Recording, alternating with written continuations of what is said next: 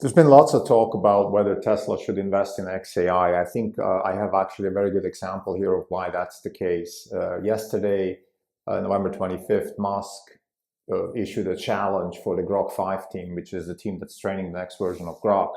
And the challenge was that they should beat human players in League of Legends. It's a video game, and he put some constraints. In particular, it can only be vision only, so no APIs, and it can have not faster execution, or it just should be able to execute as fast as a human.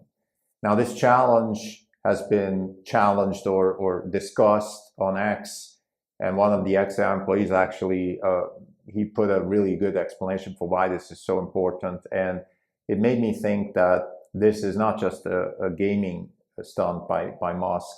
What he's trying to do is build an agent that can learn from vision and execute at scale with dexterity, and also, like a human, plan under uncertainty, get through the fog of war. In other words, when things are obscured, because we're looking at vision only now. So when things are obscured, make strategic decisions, and all of that at human speed, at human scale, which some might think, well, why only human? Why not computer speed?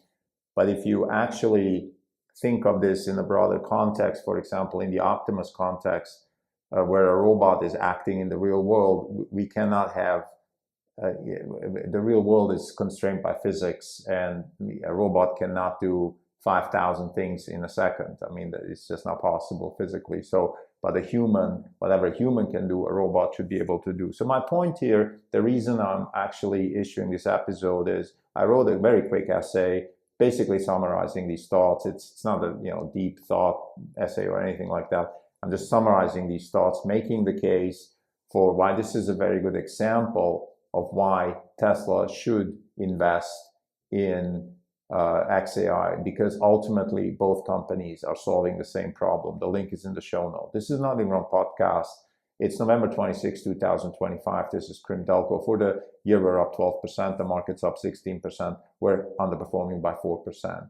So the point is the following. Like, Musk issued a challenge to the Grok 5 team, basically said, can you beat League of Legends human players with human constraints? That is only 20/20 vision, which in the video game on the Grok side will mean that the Grok will watch a screen through a camera and then act, with mouse and move a mouse and click, because those are the actuators of the game, and make decisions at the same speed as humans would do. So that's the issue, that's the challenge. And the challenge was then discussed on X, and I have all the links in the show notes.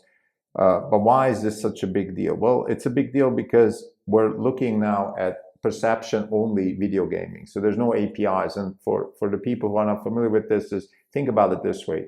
The computer is seeing things. It's not actually understanding things through digital information, which is what an API is. Think of it like a direct connection to the video game, where you have all the states of the game instantaneously available, versus vision, you just see like a human, and the human doesn't have an API. Now, maybe through Neuralink eventually it will, but that's a different story. So the point is, why is this so key? Well, it's a difficult problem to solve, because now you have to make decisions on pixel-based information, not on coordinate or vector-based or matrix-based information, which is what an API would do.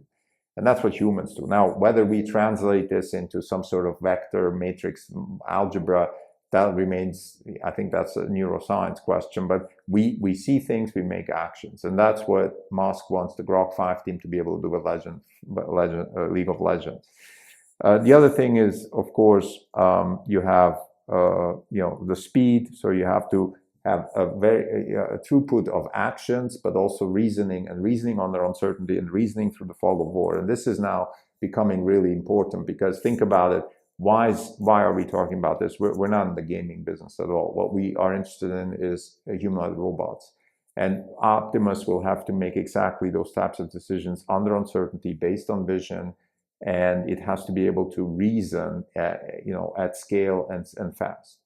And for example, if it walks around the factory floor and it sees a screw which is loose, it has to infer that that is a risk and go and fix it without being explicitly told. So there's no explicit, like every screw has to be on loose or something like that.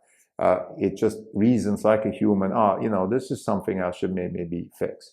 Take FSD. FSD would, for example, see, and I see this all the time in San Francisco when I drive on FSD, you have, in outer Sunset, when I go surfing, the roads there are, this rectangular shape grid of roads, and then you have a van parked at the corner of a road which doesn't have stop signs. So now FSD you can't, even a human, I mean, you can't see because of the van. If something's coming, FSD basically stops. It's very difficult. Now, even a human, it is really tricky because you don't have stops. So the people that come across, they could go really fast, and you don't see. So what you're doing is you're kind of nudging yourself slowly to then see. Or maybe another thing you could do potentially is actually go backward and see around the van, and then see, oh, nothing's coming for the next 10 seconds, and then go. So in other words, you have strategic planning, which is exactly what League of Legends requires you to do. It's a fast-paced war game. You're going to have to make decisions like that all the time. In fact, if I may digress here, it's potentially possible, and I don't know about neuroscience and evolutionary biology, but you could think that our own intelligence, the way we evolved as humans, has evolved in combat, whether it's in wars or whether it's through hunting. So we've learned a lot of stuff. And I always think of the Neanderthaler who goes out hunting, and by the way, doesn't have a lot of shots on goal, right? If you go out with a bunch of men, you leave the cave and you go hunting and you don't catch anything for a few days, you're going to be hungry, your families are going to be hungry, you're not going to have enough protein. So this is a life or death decision. When are we going to go hunting? How are we going to hunt? What is our strategy? You don't have a lot of iteration abilities here. So you're going to look at a lot of things. For example, the color of the leaves of the trees will give you insight into, okay, this is spring season, it's mating season. The mammoths will be at a certain spot because they like to mate.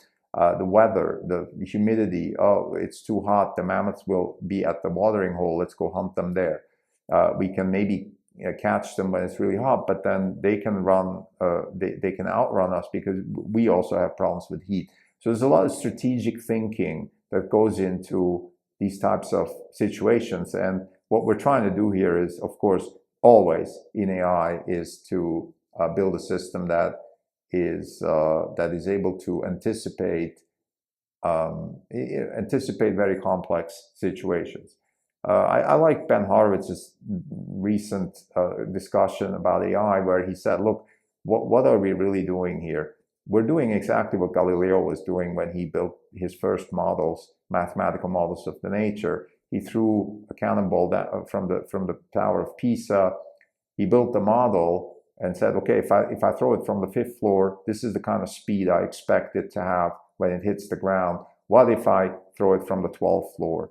And you just have a few variables in the model and you predict what's going to happen. The same applies to AI. You just have billions and billions of variables, so you can predict a lot more complex tasks, such as, for example, you write a text based on a prompt, or you generate a video based on a prompt, or you act in the real world based on information that you see from pixels.